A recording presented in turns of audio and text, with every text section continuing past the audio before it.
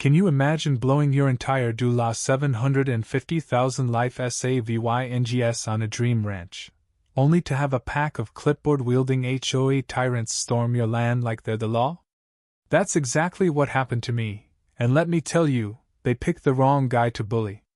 My name's Jack Thornton, a retired property attorney who thought he'd found paradise in a dusty, 40-acre spread of rolling weeds and a creaky old windmill. But when the so-called Prairie Haven Homeowners Association decided I was their new cash cow, they unleashed a war I was more than ready to fight. By the time the dust settled, I wasn't just keeping my ranch, I was watching their ringleader, Linda Grayson, lose a whole lot more than a court case. It all started a few months back when I stumbled across this abandoned ranch. No mansions, no golf courses, just wide open fields, a barn that looked like it had been through a couple of wars, and the sweet sound of nothing but wind and crickets. After 30 years buried in courtrooms, I didn't want marble countertops or gated communities. I wanted space, a busted-up tractor, and my old hound, Rusty, by my side. So I cashed out my 401k, sold my suburban house, and sank every dime $750,000 into this slice of heaven. My kids called it Dad's $1 million Dust Bowl. But to me, it was freedom. Or so I thought. The first few weeks were pure bliss. I'd wake up with the sunrise, sip terrible coffee on my porch, and listen to coyotes harmonizing with the morning birds. Neighbors? None for half a mile. Perfect. Then, one morning, I found a letter wedged under my door, no stamp, no envelope, like some passive-aggressive flyer. It read, "Dear property owner, as a resident of Prairie Haven, you are required to remit due law $1,250 in annual dues immediately to avoid penalties. Welcome to the community." Community?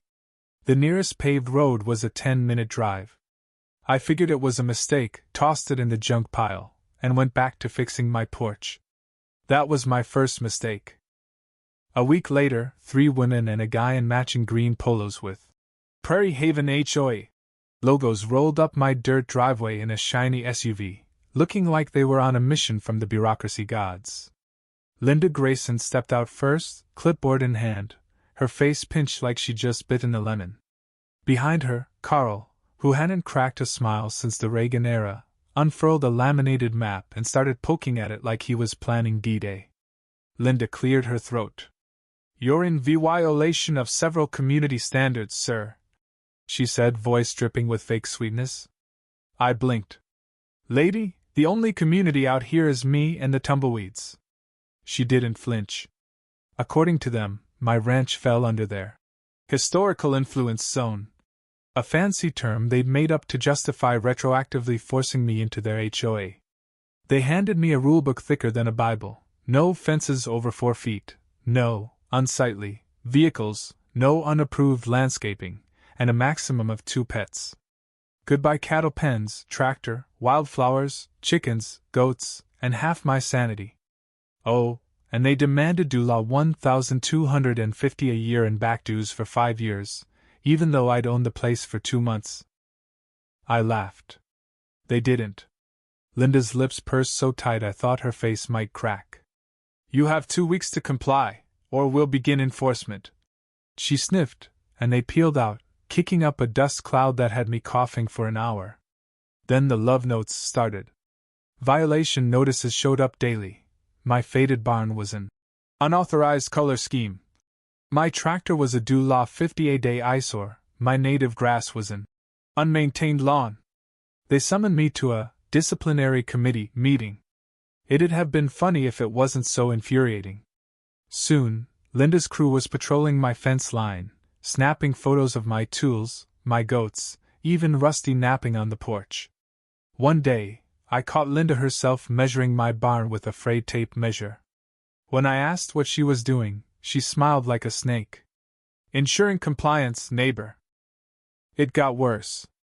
They filed anonymous complaints with the county on environmental hazards, improper land use, unsafe structures. Suddenly, I had inspectors at my door, questioning my livestock pens and suggesting I pave my dirt driveway for accessibility. Every inspection cost money. Every complaint meant hiring surveyors, lawyers, consultants. They were bleeding me dry, death by 1,000 paper cuts, while Linda waved from her perfect picket fence house like the Queen of Petty. Then they crossed the line. After a big rain, I found my gate ripped off its hinges, SUV tire tracks nearby. Guess whose Lexus had matching treads?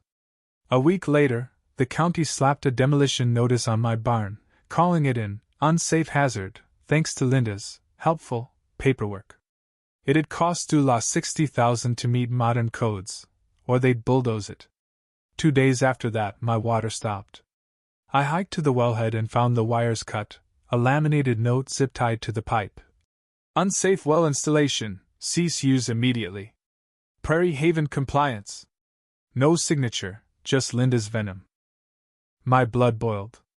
They weren't just annoying me, they were trying to make life impossible, to force me out. Word spread to other neighbors. Linda was hassling them too, citing a widow's firewood as a nuisance, and a family's mailbox as non-standard. She was building an empire of fear, one violation at a time. Some buckled, but others grumbled, waiting for someone to fight back. That someone was me. Now, here's where it gets good. Before I retired, I spent 30 years as a property attorney, the kind who chewed up HOA bullies and spit them out. While Linda counted fines, I gathered ammo. I dug up county records proving my land was never in their HOA. I pulled maps showing Prairie Haven didn't exist when my ranch was built. I interviewed old-timers who swore the only thing here back then was sagebrush. I found court cases that laughed HOAs like this out of the room. Every letter, trespass, and threat was documented, filed, and ready. I was patient, waiting for Linda to overplay her hand. And boy, did she. She called an emergency community meeting to vote on annexing my ranch and 5 other properties into Prairie Haven. The law's clear. You can't force an HOA onto someone's land without unanimous consent and proper filings. Linda didn't care.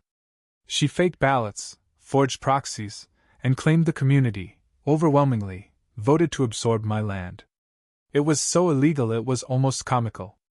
By now, I faced $30,000 in fake fines, an illegal lien on my ranch, a demolition order, no water, and a community trying to bully me into submission. I thought about quitting, maybe finding a quiet corner of Montana to start over.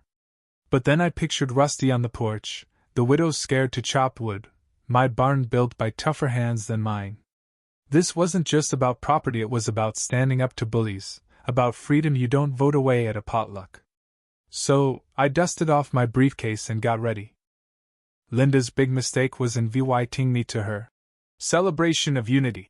Meeting at the community center, a beige box reeking of stale cookies and resentment. I polished my boots, packed my EVY denke, and walked into enemy territory.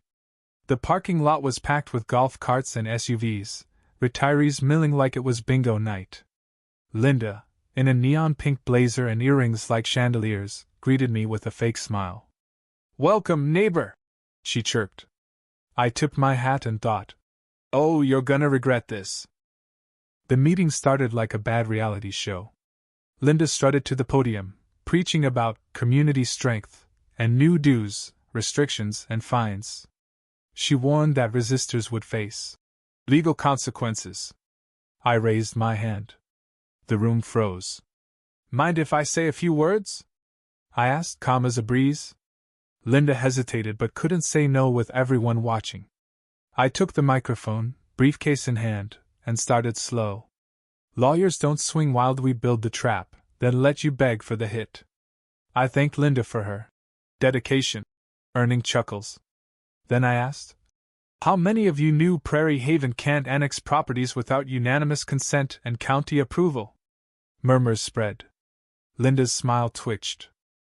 I pulled documents like a magician, county maps showing Prairie Haven ended half a mile from my ranch, deeds proving no HOA covenants, court cases shredding HOA overreach, photos of Linda's crew trespassing and vandalizing. The room got so quiet you could hear the lights hum. Then I dropped the bomb, a notarized county statement saying Linda's annexation was unfiled and fraudulent. You've been lied to, I said. Your money's been misused to fund this scam.